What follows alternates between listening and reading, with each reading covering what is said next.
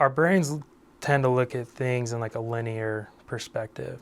And say you went through something traumatic or painful, or you learned a negative coping mechanism or an addiction or something like that in your youth. Say, I'll just use the number 10. So something happens when you're 10 years old. And when you're 10, you're just looking, anytime we go through something, we're grasping for something to hold on to and keep us secure. And then, you don't, when you become 20 or 30, all of a sudden you're like, oh shoot, I need to work on this kind of thing. And we'll just say you're 30. When you're 30, you look at this concept and you can kind of make sense of it. Say you had like a dad that was really rough around the edges and that was hard for you when you were 10. Then when you look at it when you're 30, you're looking at it from a 30-year-old perspective. In a 30-year-old perspective, it'd be like, oh, actually my dad was just having a bad day at work, or you can understand their actions better. And you kind of come to terms to that and you're like, oh, okay, I get along with my dad now and it doesn't bug me. Yet why do I still feel pain there? Why do I still feel some unresolved or that kind of thing? So 2 things I'll often look at in therapy. One is, yes, let's make sense of it with that 30-year-old logic.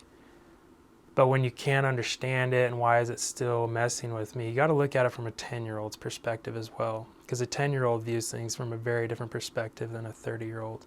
So a lot of what we do in therapy is going in and addressing it more from that 10-year-old, because again, a 10-year-old views the world very different than a 30-year-old.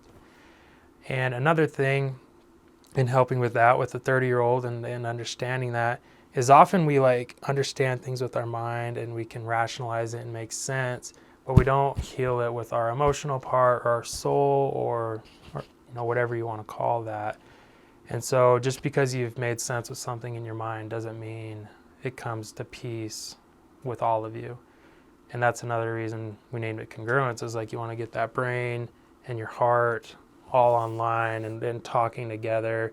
Spirituality, if that's an avenue and a client wants to explore, but get those all in the same and healing all those different aspects of us, also healing it from different age perspectives, because where this pain's stored, like in the brain, is where trauma's stored in the brain, is in a part of the brain that doesn't understand time and space.